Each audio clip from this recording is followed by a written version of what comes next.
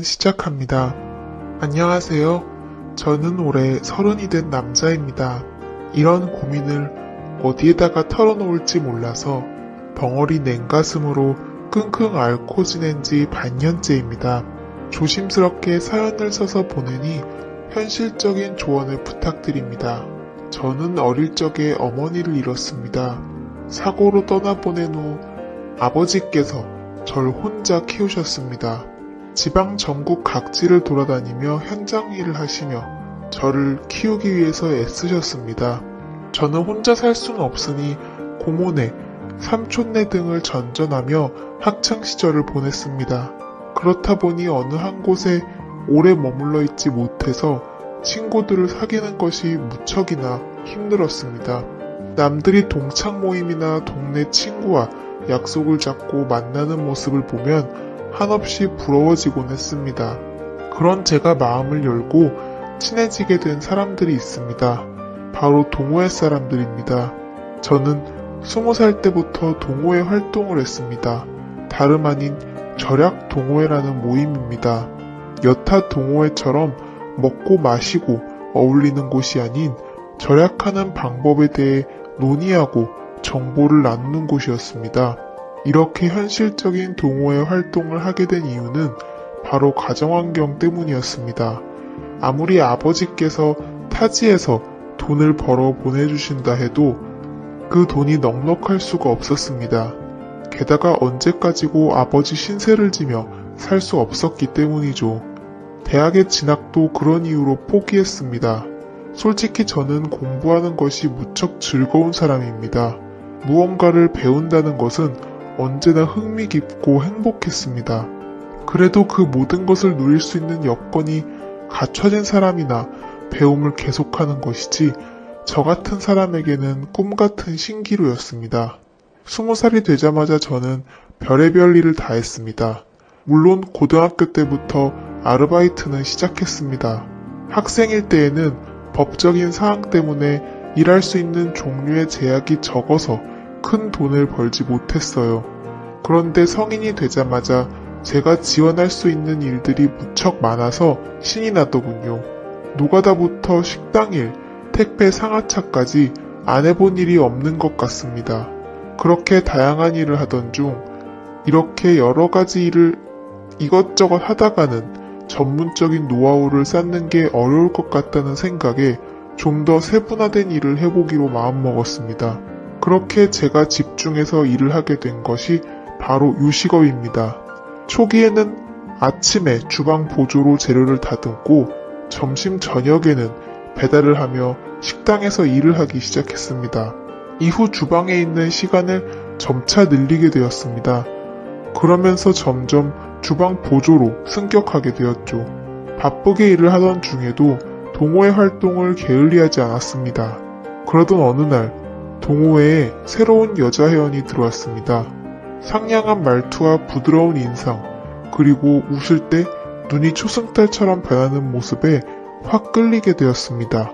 게다가 입술 위에 나 있는 점이 돌아가신 어머니와 똑같은 곳에 위치해 있어서 더욱 시선을 빼앗기게 되었죠. 그녀가 동호회에 들어오게 된 계기는 저와 비슷했습니다. 최근에 아버지께서 돌아가셔서 집안이 힘들어져 조금이라도 절약하고 살기 위해서였습니다. 전 어릴 적부터 뼈저리게 느껴온 그 기분을 그녀와 나눌 수 있다는 사실에 더욱 설렜어요. 그렇게 우리는 천천히 물들듯 가까워져 갔습니다. 남들은 주말에 영화관 데이트를 하거나 동물원에 가는 둥 돈을 쓰는 데이트를 하면서 연애를 한다고 하지만 우리는 색달랐습니다. 둘이 같이 단기 알바에 지원해서 행사 판촉을 한다거나 결혼식장 웨딩홀 서빙 아르바이트를 하면서 시간을 함께 보냈습니다. 식사 시간에 밥을 먹으며 오늘 하루도 뿌듯하게 돈 벌었다며 서로를 북돋아주고 행복하게 나날들을 보낼 수 있었습니다. 나처럼 마음이 잘 맞는 여자를 만났다는 사실이 무척 기뻤습니다. 행복한 우리와 달리 그녀의 어머니, 즉 예비 장모님은 그리 기뻐하시지 않았습니다. 처음부터 대놓고 저를 마음에 들지 않아 하셨습니다. 엄마 없이 자라내는 정이 없다는 둥, 아버지의 직업이 마음에 안 든다는 둥, 여러 점을 꼬집으며 싫어하셨습니다. 그래도 그녀와 저는 꿋꿋이 정을 이어나갔습니다. 자식 이기는 부모 없다는 말처럼 결국 예비 장모님은 두 손 두 발 드셨습니다. 마지못해 저를 받아주긴 했다만 사사건건 시비를 거시는 게 느껴졌습니다. 집에서 가구를 옮겨야 하는데 허리가 아프다는 말에 불이 나게 달려갔더니 온 집안의 가구 위치를 바꾸게 하셨고 쉬는 날 굳이 불러내셔서 이불 빨래를 시키기도 하셨습니다. 아끼고 사느라 차를 장만하지 않았는데 누구네 사위는 차도 있고 어딜 태워다 주기도 하는데 우리 사위는 그깟 차도 없다고 매일같이 노래를 부르셨습니다. 참다가 마지못해 중고차로 경차를 장만했더니 그것마저도 싸구려 조그만 차를 샀다고 흉을 보셨습니다. 이런 경차로 우리 딸 데리고 다니다가 사고 나면 바로 큰일 나겠다며 투덜대셨죠. 그런 예비 장모님의 모습에 집사람은 그만 좀 하라고 말렸습니다. 그래도 그때뿐이었죠. 어김없이 매번 저를 만날 때마다 꼬투리 잡을 곳은 없나 살피셨어요. 솔직히 그렇게 구박을 들을 때마다 이 결혼을 꼭 해야 하나 갈등이 되었습니다. 그래도 한없이 사랑스러운 여자친구를 놓치고 싶지 않았습니다. 게다가 우리는 이미 동거를 하고 있었기에 사실혼이나 마찬가지였어요. 저는 제가 일하는 식당 앞에 투룸을 얻고 있었습니다. 여자친구는 다른 지역에 자취를 하고 있었는데 그녀가 일하는 회사가 저희 집에서 그리 멀지 않았습니다. 그래서 우리는 이렇게 양쪽 집값을 낼 바에는 하나로 합치자고 생각 들었어요. 그 당시 우리나라 정서에 맞지 않게 동거로 시작하는 게 좀 잘못이진 않을까 싶었지만 저희가 만나게 된 계기가 절약하는 동호회인 만큼 돈에 대해서는 민감했기에 합치기로 결심했어요. 막상 같이 살게 되면 다툰다고 하지만 우리는 그 모든 게 행복했습니다. 생각보다 싸울 일도 거의 없었어요. 서로 배려하며 맞추고 지냈고 생활 습관도 잘 맞았습니다. 요리와 청소 등 집안일 배분도 알맞게 되어서 아무런 문제 없이 행복한 시간을 이어갈 수 있었죠. 문제는 우리 둘 사이가 아니었습니다. 바로 예비 장모님이었어요.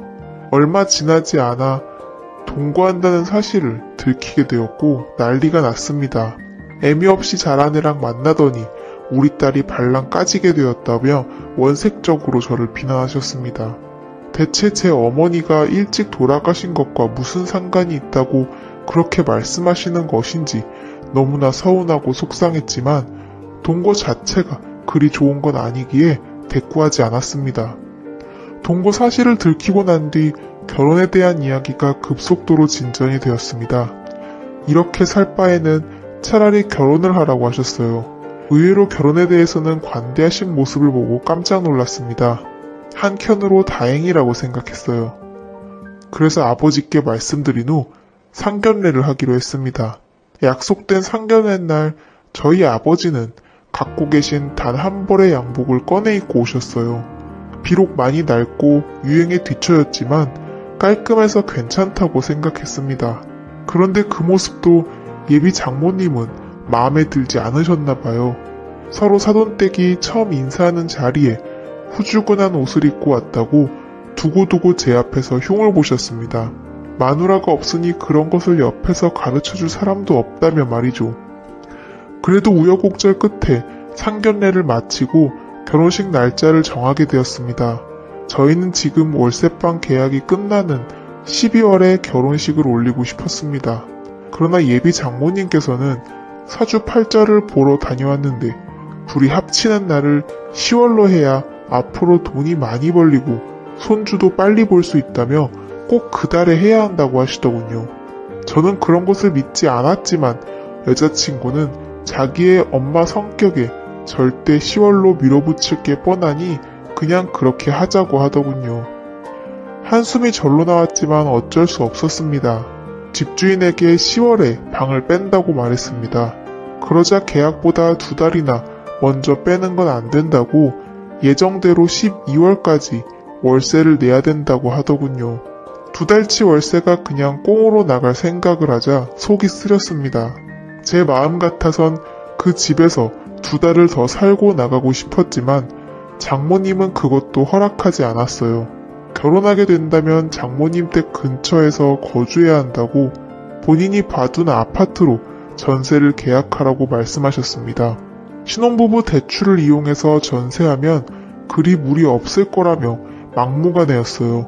그 어떤 것도 제 스스로 결정할 수 있는 게 아무것도 없으니 점점 화가 나더군요. 그래도 끝까지 꾹 눌러서 참았습니다. 마음에 안 드는 사위를 드리는 장모님의 마음도 이해하자 싶었어요.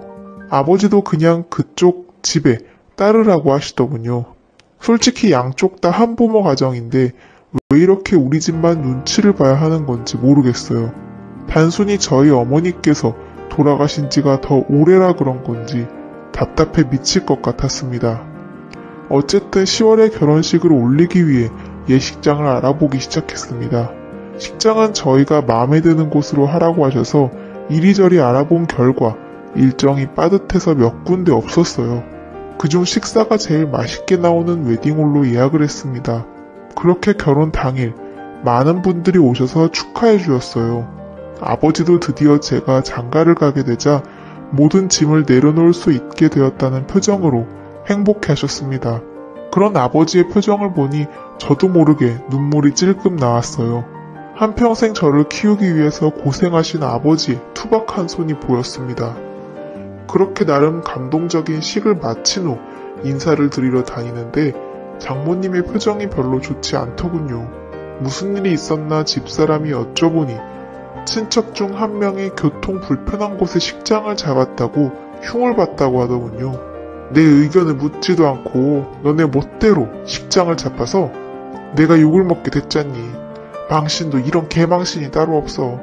즐거워야 할 잔칫날 아주 제대로 기분을 잡쳐버렸다. 이래서 내가 애미 없는 놈을 사위로 맡기 싫었던 거야. 경우가 없어. 가정교육을 못 받아서 그래. 대체 이게 식장 하나로 들을 욕인지 저는 지금도 이해가 가지 않습니다. 게다가 저희가 알아서 잡으라고 말씀하셔놓고 이제 와서 의견을 묻지 않았다고 화를 내시는데 돌아버릴 지경이었죠. 제 표정이 심상치 않자 집사람은 저를 달래기 바빴습니다. 우리 엄마 입이 워낙 좀 걸어서 자기가 좀 이해해줘. 저래도 심성이 나쁘거나 자기 미워하는 건 아니야. 다 우리 걱정돼서 하시는 말씀이야. 전 정말 오롯이 아내 하나를 보고 하는 결혼인데 시작부터 너무 힘들었습니다. 내가 잘해드리면 점점 나아지겠지 라고 스스로를 세뇌하고 다짐했습니다.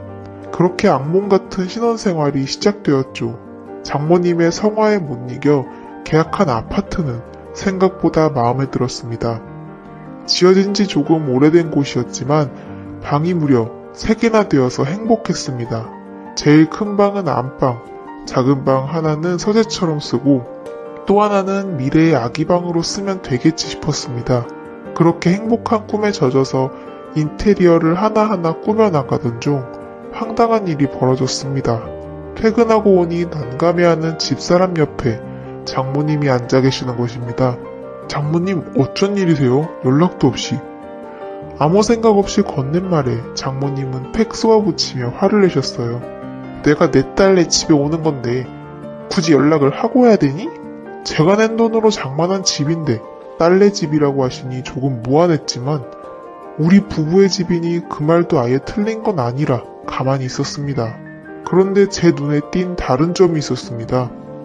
아기방으로 꾸미려고 텅 비워놓은 3번째 방에 이불 보따리와 캐리어 3개가 늘어서 있는 겁니다.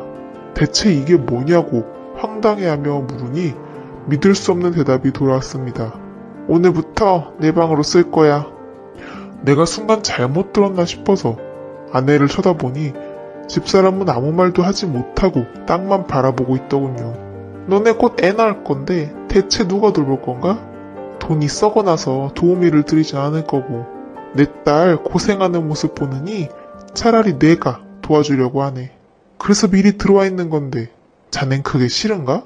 내가 싫은 건가? 아니면 내가 우리 딸 돌봐주는 게 싫은 건가?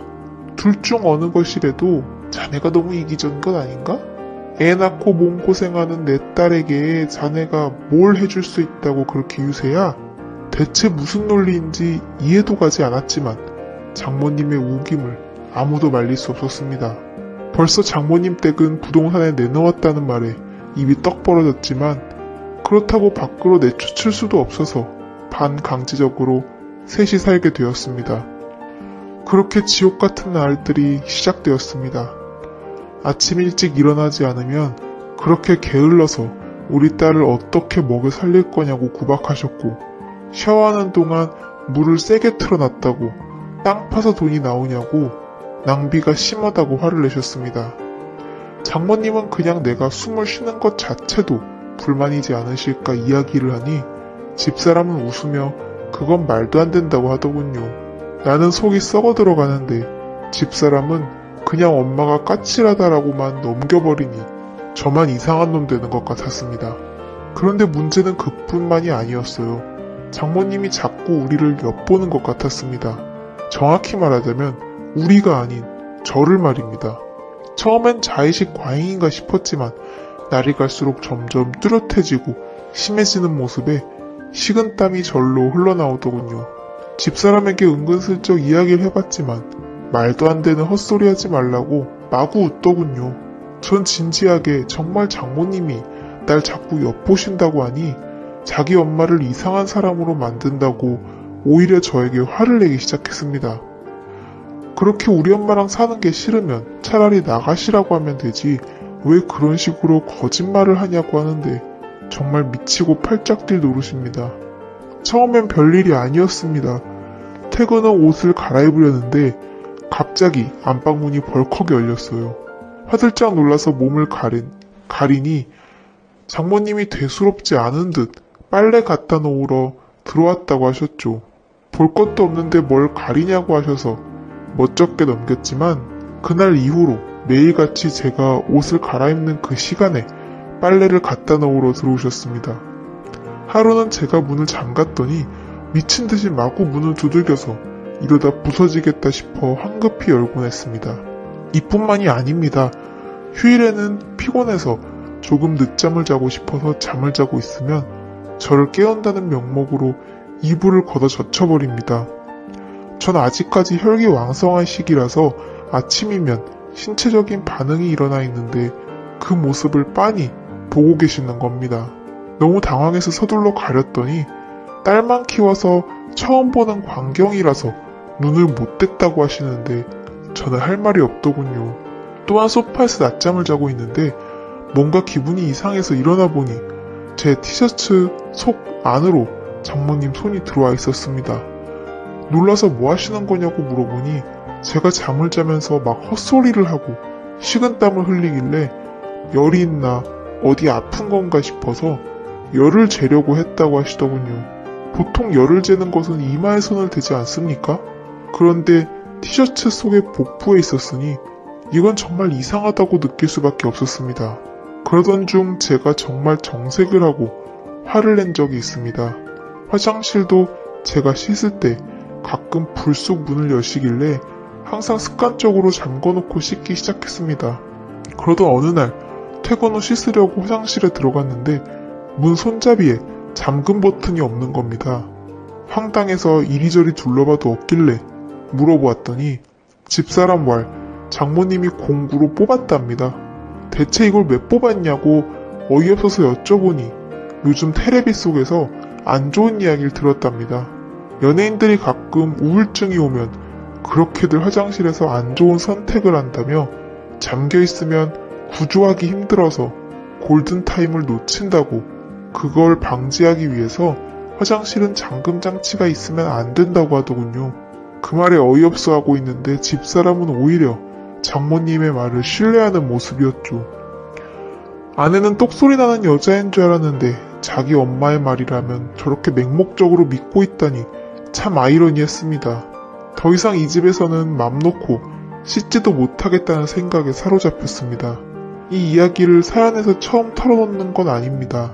직장 동료에게 제 이야기가 아닌 마치 다른 사람 이야기처럼 조심스럽게 물어보았더니 그런 장모가 어디 있냐고 지어내지 말라고 웃더군요. 아무도 믿어주지 않을 것 같아서 저도 어쩔 도리가 없었습니다. 점점 집에 들어가기 싫어지고 밖에서 시간을 보내는 날이 늘어났습니다. 한 번도 그런 적 없는데 제가 방황을 하자 집사람은 오히려 제가 밖에서 여자를 만나고 있는 것이 아닌지 의심을 하더군요. 겨우 아니라고 설득을 했지만 이대로는 못 살 것 같다고 느꼈어요. 그러다 드디어 대방의 사건이 일어났습니다. 장모님과 함께 살고 있어도 아직 우리는 신혼이기에 조심스럽게 부부의 시간을 가지곤 했습니다. 그날도 조용히 그러나 격정적으로 밤을 보낸 후 숨을 돌리고 있었습니다. 집사람이 먼저 화장실에 씻으러 갔고 저는 침대에 누워서 땀을 식히고 있었죠. 그런데 갑자기 찰칵 소리가 들리는 겁니다. 화들짝 놀라서 일어났는데 황급히 자신의 방으로 들어가는 장모님의 모습을 보았습니다. 저는 그 광경에 이성을 잃고 옷도 채 챙겨 입지 않은 채 장모님의 방으로 미친 듯이 쫓아갔습니다. 제 그런 반응을 예상하지 못했는지 장모님은 당황해서 소리를 지르시더군요. 저는 그에 아랑곳하지 않고 장모님의 휴대폰을 뺏었습니다. 소란의 집사람은 샤워를 하다가 뛰쳐나왔고 맨몸으로 장모님과 대치하고 있는 저를 보고 화를 내기 시작했습니다. 자기 엄마 앞에서 뭐하는 짓이냐며 말이죠. 저는 집사람에게 모든 사실을 이야기했습니다. 내 말이 믿겨지지 않으면 지금 바로 장모님 휴대폰 속 사진첩을 열어보자고 했습니다. 비밀번호로 잠겨 있어서 확인할 수 없으니 지금 눈앞에서 비밀번호를 부르라고 했죠. 집사람도 처음엔 믿지 않았지만 제가 이토록 화를 내는 건 처음 보았기에 그렇게 하자고 장모님을 설득했습니다. 그런데 장모님은 입을 꾹 다물고 이야기를 하지 않으셨습니다. 자신은 억울할 뿐만 아니라 핸드폰을 보여줄 의무가 없다며 우기는 장모님의 모습에 집사람은 제발 알려달라고 애원했습니다. 안 그러면 평생 엄마를 안 볼 거라고 화를 내는 집사람의 모습에 장모님은 하는 수 없이 비밀번호를 말했습니다. 핸드폰을 열자마자 사진첩에 등장한 사진은 제 예상대로였습니다. 장모님의 휴대폰 사진첩 속 사진에는 방금 전까지 집사람과 행복한 시간을 보낸 후 누워있는 제가 적나라하게 찍혀 있었죠. 대체 이런 걸 왜 찍었냐고 오열하며 묻는 집사람에게 장모님은 말도 안 되는 변명을 또 하기 시작했습니다. 아니 무당이 말하길 부부관계 직후 신랑을 사진으로 찍으면 아들을 갖는다고 했단다 얘. 난 무당이 시킨 대로 한 것뿐이야. 이번 일은 집사람도 장모님의 편을 들지 않았죠. 차마 모녀관계를 끊을 수 없으니 그냥 이 집을 나가달라고 이야기했습니다.